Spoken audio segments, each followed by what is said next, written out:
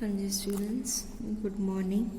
अपना जो next lecture है ਉਹਦੇ ਵਿੱਚ ਆਪਾਂ chapter number 3 Cartesian system of rectangular coordinates ਜਿਹੜਾ ਹੈਗਾ स्टार्ट करते हैं। Cartesian system of rectangular coordinates ਇਹਦੇ ਵਿੱਚ ਪਹਿਲਾਂ ਤਾਂ ਤੁਹਾਨੂੰ कोआर्डिनेट्स ਜਿਹੜਾ ਹੈਗਾ वर्ड ठीक है कोआर्डिनेट्स बारे पता होना चाहिए है कि अपने कोआर्डिनेट्स की होंगे ठीक है। कोआर्डिनेट्स के वास्ते की है बेटा देखो छोटिया क्लासा तुसी पढ़ के ही आए होंगे एक्स एक्सिस होंगे तो वाई एक्सिस होंगे है ना। एक्स एक्सिस तो वाई एक्सिस जिहड़े होंगे अपने कोले तो इन्हों आप रैक्टेंगुलर एक्सिस भी जोड़ा है वो कह देंगे वो अपने को की होंगे है ओरिजन होंगे। तो जो आप ये की है कोई पॉइंट पी लैने हैं ठीक है, जो कोई पॉइंट आप पी लैने हैं तो अपने को की है एक्स तो वाई वैल्यूज़ होंगी इनू आप की कहने हैं एक्स कोआर्डिनेट जो फस्ट कंपोनेंट होंगे उन्होंने आप एक्स कोआर्डिनेट कहने हैं तो जो वाई सैकेंड कंपोनेंट होंगे वाई उन्होंने आप वाई कंपोनेंट कहने हैं। क्लीयर तो ये तुसी वाई कोआर्डिनेट कहने हैं तो ये तुसी याद रखना है ये एक्स कोआर्डिनेट है फस्ट तो सैकेंड अपने को की होंगे है वाई कोआर्डिनेट होंगे है। क्लीयर तो जोड़ा पॉइंट पी अपने लता है इस ओ एम डिस्टेंस जो होंगे है एक्स का होंगे है तो पी एम डिस्टेंस अपने को वाई का होंगे है। इन्हों कोआर्डिनेट्स है जोड़े एक्स कोआर्डिनेट है ठीक है, जो एक्स कोआर्डिनेट है इनू बेटा अबसीसा ठीक है, ये चीज़ याद रखनी है अबसीसा भी कहा जाता है ओके। जो अपने को एक्स कोआर्डिनेट होंगे है ठीक है इनू अबसीसा कहा जाता है तो जो वाई कोआर्डिनेट होंगे इनू आप ऑर्डिनेट कहने हैं। Length M P is called the ordinate इनू वाई नाल डिनोट किया जाता है ओके। ये दोनों वर्ड्स भी याद रखने हैं तुसी। First X is the abscissa second Y is the ordinate okay. ये चीज़ तुसी याद रखनी है कोआर्डिनेट्स के बारे। उस तो बाद साइंस ऑफ द कोआर्डिनेट ये भी तुहानू पहला दसिया हुआ है कि अपने को 4 जोड़े है क्वाड्रेंट्स होंगे है फस्ट सैकेंड थर्ड फोर्थ ठीक है। ये 4 अपने को क्वाड्रेंट्स होंगे है तो फस्ट क्वाड्रेंट दे विच एक्स ते वाई दोनों पॉजिटिव होंगे, सैकेंड क्वाड्रेंट दे विच एक्स नैगेटिव वाई पॉजिटिव होंगे है क्योंकि देखो ना आ एक्स एक्सिस है इधर अपन पता वैल्यूज़ की होंगी नैगेटिव होंगी एक्स दियाँ तो एक्स कोआर्डिनेट की हो जाएगा नैगेटिव, इधर वाई पॉजिटिव होंगे तो इस करके इहदा वाई कोआर्डिनेट पॉजिटिव होएगा। थर्ड क्वाड्रेंट विच देखो इधर भी एक्स नैगेटिव इधर भी वाई नैगेटिव होंगी है तो दोनों कोआर्डिनेट्स की होंगे नैगेटिव होंगे। तो फोर्थ क्वाड्रेंट दे विच वाई नैगेटिव इधर तो एक्स पॉजिटिव है तो एक्स कोआर्डिनेट पॉजिटिव होएगा तो वाई कोआर्डिनेट नैगेटिव होएगा। जबकि फस्ट क्वाड्रेंट दे विच एक्स भी पॉजिटिव है वाई भी पॉजिटिव है तो दोनों कोआर्डिनेट्स की होंगे पॉजिटिव होंगे। तो इस तरीके नाल बेटा तुसी याद रखना है क्योंकि तुहानू एक्स एक्सिस ते वाई एक्सिस का तो पता ही है इधर पॉजिटिव आ नैगेटिव इधर पॉजिटिव इधर नैगेटिव होंगे तो उस दे अकॉर्डिंग ही क्वाड्रेंट्स दे विच ही पॉजिटिव नैगेटिव होंगे। उस तो बाद अपना जो मेन टॉपिक आ जाता है that is the distance formula ठीक है। डिस्टेंस फार्मूला अपने किस तरह पता करना देखो जो अपना कोई आह दिता होया है प्लेन अपन कोई गिवन है ਉਹਦੇ ਵਿੱਚ ਆਪਾਂ ਨੂੰ P ਤੇ Q 2 पॉइंट्स गिवन है ठीक है। P ਤੇ Q इन्हों दोनों पॉइंट्स ਦੇ ਵਿਚਕਾਰ ਆਪਾਂ ਨੇ अगर डिस्टेंस पता करना है तो आप डिस्टेंस फार्मूला ਜਿਹੜਾ ਉਹ अप्लाई करांगे ओके। ਆਪਾਂ ਨੂੰ सिर्फ इन्हों के कोआर्डिनेट्स गिवन है P के कोआर्डिनेट्स x1 y1 Q के कोआर्डिनेट्स x2 y2 तो इन्हों विचकार जो डिस्टेंस उन्होंने डी नाल डिनोट करांगे। ये डिस्टेंस पता करने का फार्मूला अपने को की है ये फार्मूला तुसी याद रखना distance formula that is x2 minus x1 का स्केयर ठीक है। x2 Q जो दूसरा पॉइंट होएगा वह x2 माइनस x1 का स्केयर y2 माइनस y1 का स्केयर। देखो आई चीज लिखे x2 माइनस x1 का square plus y2 minus y1 का स्केयर दा अंडर ठीक है। सारा है माइनस करके वह अंडर जोड़ा है वो अपने को लेके डिस्टेंस कढ़न का फार्मूला आ जाता है। इनू आप एग्जाम्पल के थ्रू कर देंगे। देखो फस्ट एग्जाम्पल है कि find the distance between the points upon 2 points given है इन्हों के विचकार आपने डिस्टेंस पता करना है। हुण तुसीं इस चीज़ का ध्यान रखना है जो अपन ये गिवन है ये चाहिए x1 है y1 ए x2 आ तुहाडा की है y2 आ। फार्मूला की है अपना x2 माइनस x1 यानी कि -3 माइनस दे 4। क्लीयर। इनू देखो बेटा सॉल्व करके दिखानी है। अपने को पॉइंट्स है 4 ते 5 -3 ते 2।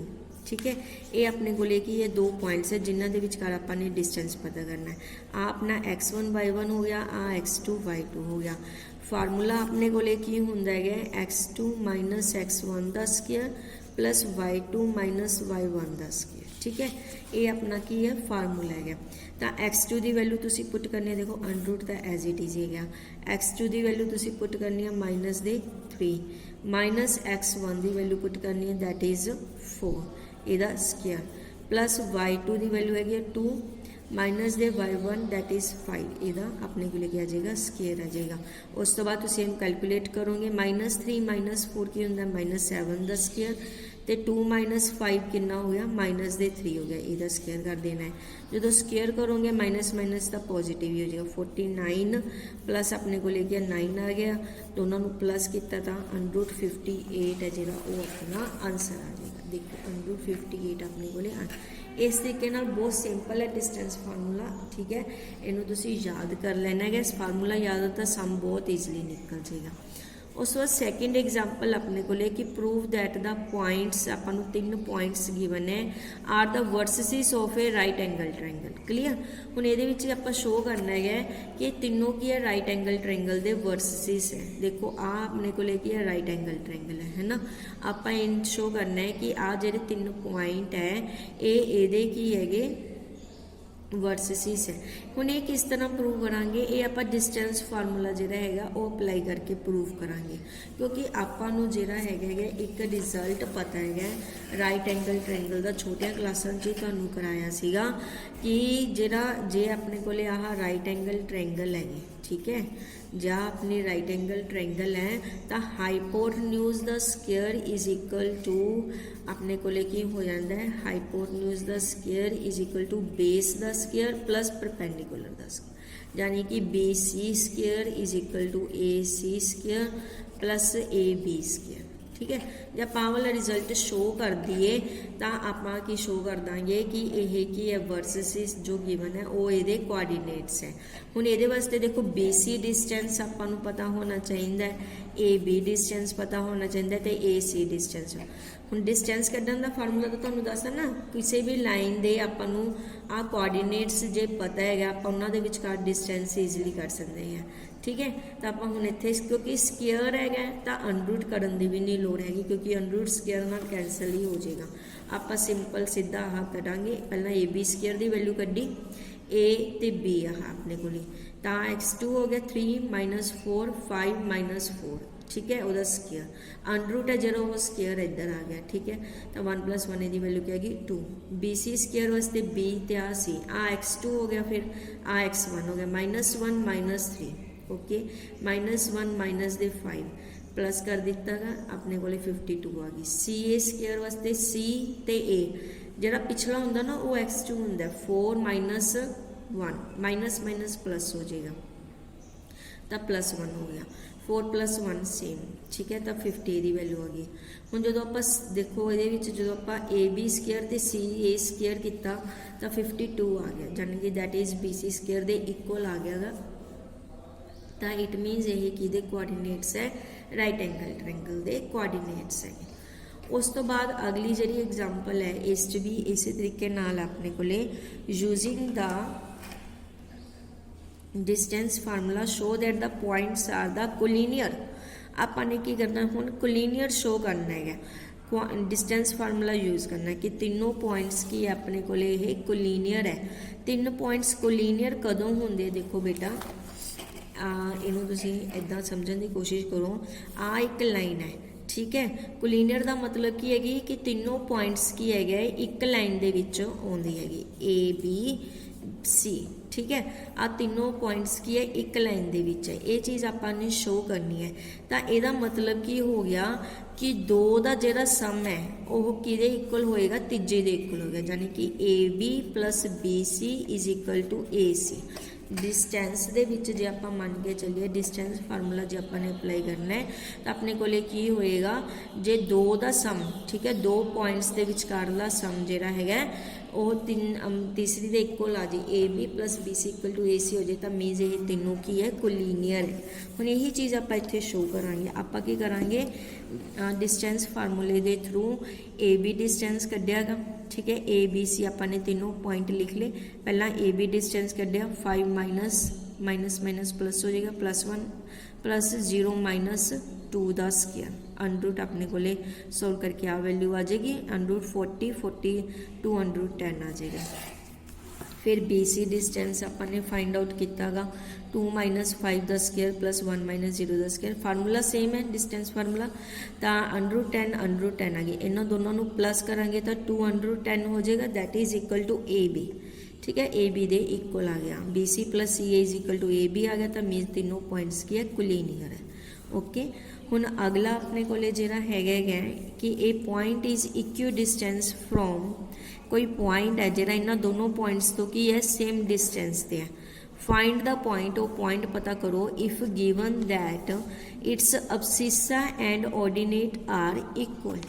हुण देखो अबसिसा ते ऑर्डिनेट तुहानूं दस्सिया सीगा एक्स ते वाई वैल्यूज हुंदी है ना किसी भी पॉइंट दियां वो कहंदे दोनों की है इक्वल है ओके यानी कि पॉइंट अपने को की बन जाएगा पी एक्स एक्स बन जाएगा दोनों इक्वल है तो ये वाला पॉइंट क्या है इन्होंने दोनों पॉइंट्स तो सेम डिस्टेंस दी है ठीक है तो मीनस जब आप इनू ए पॉइंट ठीक है ये अपने को ए पॉइंट हो जाए बी पॉइंट हो जाए तो P A is equal to P B है डिस्टेंस अपन इक्वल गिवन है तो आप इनू स्केयर भी कर सकते दोनों साइड स्केयरिंग कर ली P A square is equal to P B square distance formula apply कर दिता ठीक है ये तो एक्स एक्स ही है ना अपने को एक्स माइनस माइनस प्लस होगा एक्स प्लस 6 का स्क्वायर प्लस एक्स माइनस 4 का square is equal to X minus 2 का स्क्वायर ठीक है दूसरे पॉइंट नाल पी बी नाल ते एक्स प्लस 8 का स्क्वायर हो जाएगा ओके। स्केयर्स जेडे है खोल लिया अपने फार्मूला अप्लाई कर दिता है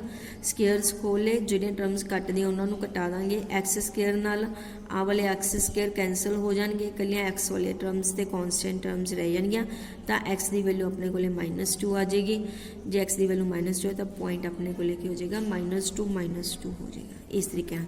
उस तो बाद बेटा तुसी आह जेडे रिजल्ट्स इन्हों याद रखियो डिस्टेंस फार्मूला अप्लाई करके तुसी इन्हों चो कोई भी रिजल्ट जिमें कि राइट एंगल ट्रायंगल आपने शो की सी कोलीनियर शो किया है आप बाकी पैरेललोग्राम रोम्बस रेक्टेंगल तो स्केयर भी शो कर सकते हैं किस तरह शो कर सकते हैं जे अपने को कोई किसी भी मतलब क्वेश्चन दे ठीक है कोआर्डिनेटर के चारों वर्सिस गिवन है जो आप शो कर दिए ओपोजिट साइड्स देखो ओपोजिट साइड्स की है इक्वल है या चीज़ शो कर दी आ दोनों आपस च इक्वल है तो वो की बन जाती है पैरेललोग्राम बन जाती है।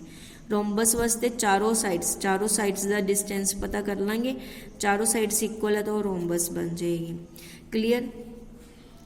तो ओपोजिट जे ओपोजिट साइड्स इक्वल है तो डायगनल्स भी इक्वल है देखो आ डायगनल्स होंगी हैं ओपोजिट साइड्स इक्वल है तो डायगनल इक्वल है तो वह की बन जाएगी रेक्टेंगल बन जाएगी जे सारिया साइड्स इक्वल है तो डायगनल भी इक्वल है ठीक है सारिया साइड्स भी इक्वल है तो डायगनल भी इक्वल है तो वह अपने को लेके स्क्वायर बन जाएगी ठीक है। इस तरह डिस्टेंस फार्मूला अप्लाई करके आप कोई भी जी है कोआर्डिनेटर आप प्रूफ कर सकते हैं जिमें कि एक एग्जाम्पल इन्होंने दिते कि 4 पॉइंट्स अपन गिवन है अपने शो करना are the vertices of the rectangle आप रेक्टेंगल के वर्सिस शो करने हैं तो चारों पॉइंट्स को नाम दे लिया पहला तो ए बी सी डी नाम दे लो फिर इन्हों का डिस्टेंस पता करो A B distance B C distance C D तो डी डिस्टेंस फार्मूला बेटा तुहानूं दस ही दिता किस तरह अप्लाई करना है जो चारों का डिस्टेंस पता किया तो देखो 2 साइड्स इक्वल आ गया तो 2 साइड्स इक्वल आ गया है ना तो उस तो बाद ओपोजिट साइड्स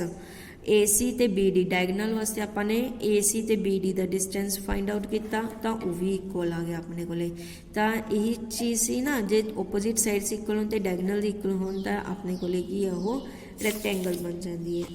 6th एग्जाम्पल भी बेटा इस तरीके नाल है इस अपने स्क्वेयर शो करना है तो सारिया साइड्स तो डायगनल इक्वल अपने को आ जाएंगे सारिया साइड्स तो डायगनल इक्वल है आपस के तो यही की है स्क्वेयर बन जाएंगे ਕਲੀਅਰ।